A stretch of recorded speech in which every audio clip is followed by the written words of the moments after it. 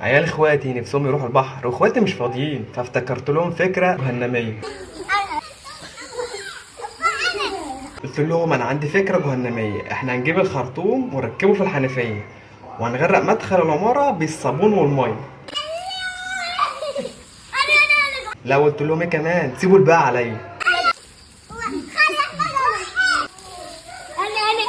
لا وطبعا ايه، عيال اخواتي مستمتعين واخواتي متوترين. لا وعيال اخواتي ايه انبسطوا احسن انبساط، كانهم راحوا البحر او احسن كمان. لو عجبتكم الفكره دي نفذوها وادعوا لي وسلام.